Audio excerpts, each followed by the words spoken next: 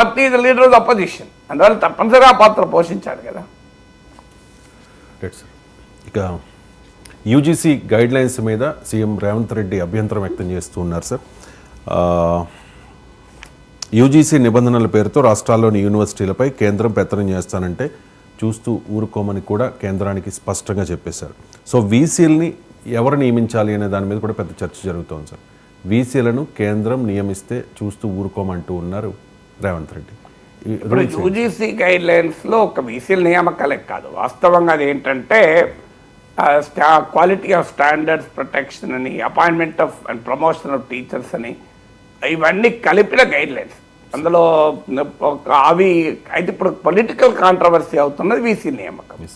వాస్తవంగా యూనివర్సిటీస్ అనేది ఎడ్యుకేషన్ అనేది కాంకరెంట్ లిస్ట్, ఉమ్మడి జాబితాలో ఉంటుంది. కేంద్ర ప్రభుత్వము రాష్ట్ర ప్రభుత్వానికి బాధ్యత ఉంటుంది. సెంట్రల్ యూనివర్సిటీస్ ఉంటాయి, వాటి కేంద్ర ప్రభుత్వమే పూర్తిగా నిధులిస్తుంది. స్టేట్ యూనివర్సిటీలో అత్యధిక భాగం దాని ఆర్థిక భారం స్టేట్సే భరిస్తాయి. కొంత development expenditure university grants commission ద్వారా, కేంద్ర ప్రభుత్వం ద్వారా, మినిస్ట్రీ ఆఫ్ హెచ్ఆర్డీ ద్వారా వస్తాయి. ఉదాహరణకు మా ప్రొఫెసర్ల జీతాలు ఉన్నాయి. ఫస్ట్ టైం పే రివిజన్ అయినప్పుడు కొన్నేళ్ల వరకు ఆ పెరిగిన స్కేల్స్ యూజీసీ ఇస్తుంది, కేంద్ర ప్రభుత్వం ఇస్తుంది. అందువల్ల రాష్ట్ర ప్రభుత్వాల ప్రధాన పాత్రతో కేంద్ర ఆర్థిక సాయంతో విశ్వవిద్యాలయాలు నడుస్తాయి. అందువల్ల స్టేట్ యూనివర్సిటీస్లో అత్యధిక భారము బాధ్యత రాష్ట్ర ప్రభుత్వాన్ని. అందువల్ల ఆ యూనివర్సిటీ నిర్వహణలో రాష్ట్ర ప్రభుత్వం యూనివర్సిటీ వైస్ ఛాన్సలర్ ఎంపికలో ఎవరికి అధికారం ఉండాలి అని. వాస్తవంగా రాష్ట్ర ప్రభుత్వాలకు కూడా సరిగా వైస్ ఛాన్సలర్ నియమిస్తున్నాయా అదొక ప్రశ్నే. ఎందుకంటే వైస్ ఛాన్సలర్లో ఒక టవరింగ్ ఇంటలెక్చువల్స్ నియమిస్తే ఆ యూనివర్సిటీ పట్ల ఆ మేధావి వర్గంలో కానీ విద్యార్థుల్లో కానీ ఒక స్ఫూర్తి ఉంటుంది. Unfortunately vice chancellors with honourable exceptions అందరూ అలా నియమించబడ్డారని నేను కామెంట్ చేయడం లేదు, కానీ లార్జ్లీ ఒక ట్రెండ్గా మారిపోయింది. రాష్ట్ర ప్రభుత్వాలు కూడా తమకు రాజకీయంగా సన్నిహితంగా ఉన్నవారిని, అట్లీస్ట్ తమకు రాజకీయంగా ఆమోదయోగ్యంగా ఉన్న వారిని వైస్ ఛాన్సలర్గా నియమిస్తున్నారు. ఇది దేశమంతటా ఈ ట్రెండ్, ఇక్కడ అక్కడ కాదు. సో రాజకీయంగా అందువల్ల మేము స్టూడెంట్గా ఉన్నప్పుడు పాటలు పాడేవాళ్ళు.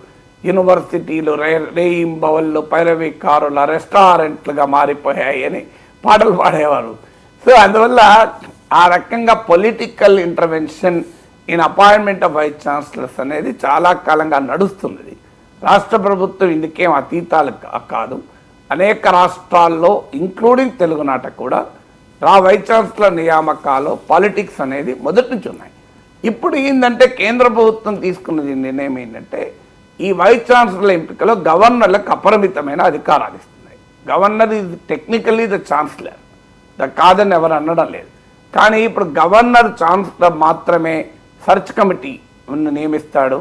ఆ సెర్చ్ కమిటీ చైర్మన్గా గవర్నర్ నామినీయే ఉంటాడు. సో ఆ సెర్చ్ కమిటీకి రాష్ట్ర ప్రభుత్వంతో సంబంధం లేదంటే అర్థం ఏంటి? అల్టిమేట్గా రాష్ట్ర ప్రభుత్వానికి సంబంధం లేకుండా, రాష్ట్ర మంత్రిమండలికి సంబంధం లేకుండా గవర్నర్ తన ఇష్టాల రీతిలో వైస్ ఛాన్సలర్ నియమించవచ్చు.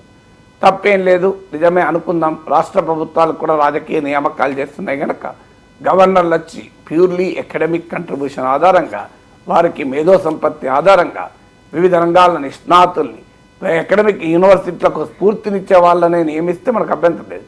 కానీ నియమిస్తున్నారు. అట్లా గవర్నర్లు చేస్తున్న పనులేంటి? ప్రతిపక్ష పాలిత రాష్ట్రాల్లో గవర్నర్లు అసెంబ్లీ చేసిన చట్టాలను అడ్డుకుంటారు, మంత్రిమండలి ఆమోదించిన ఉపన్యాసం చదవనంటారు. గవర్నర్లు చేయాల్సినటువంటి పనులు గవర్నర్లు చేయడం లేదు. ప్రతిపక్ష పాలిత రాష్ట్రాల్లో గవర్నర్లు భారతీయ జనతా పార్టీ కార్యకర్తల కన్నా ఇంకా ఎక్కువ పనిచేస్తున్నారు. ఈ ట్రెండ్ మొదలయ్యాక వైస్ ఛాన్సలర్గా ఎవరిని నియమించుకుంటున్నారు? ఇలా సెంట్రల్ యూనివర్సిటీలో నియమించి చూస్తున్నాం కదా, జవహర్లాల్ నెహ్రూ విశ్వవిద్యాలయాలు చూస్తలేమా? బీజేపీ ఐడియాలజికల్ పరివారానికి చెందిన వాళ్ళనే నియమిస్తున్నారు. మరి నియమించేటప్పుడైనా స్టాండర్డ్స్ మెయింటైన్ చేస్తున్నారా? అది కూడా లేదు. ఇప్పుడు జేఎన్యూకి ఒకప్పుడు టవరింగ్ ఇంటలెక్చువల్స్ దానికి వైస్ ఛాన్సలర్గా ఉండేవాళ్ళు. ఆ స్టేజ్ దాటిపై ఇవాళ పొలిటికల్ అపాయింటీస్ అయ్యేవారు. ఏం జరుగుతుంది? దానికి మీకు ఎమరిటస్ ప్రొఫెసర్ అని ఉంటారు, అంటే రిటైర్ అయినాక కూడా ఒక గౌరవ హోదాలో ఉంటారు. రమీలా థాపర్ ప్రపంచ ప్రఖ్యాత హిస్టారియన్.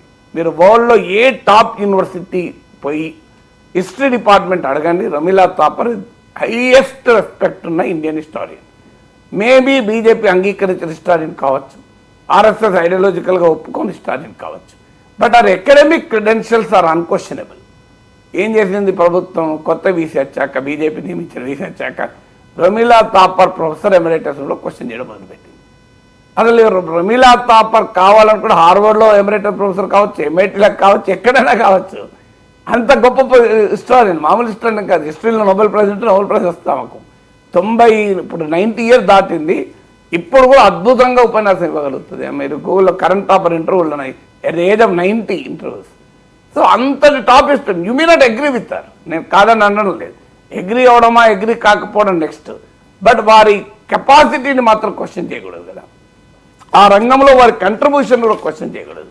నీకు భిన్నమైన అభిప్రాయాలు ఉండొచ్చు, కాదని అంటలేను. భిన్నమైన అభిప్రాయాలు రాజకీయాల్లో ఉంటాయి కూడా, మేధావుల్లో కూడా ఉంటాయి.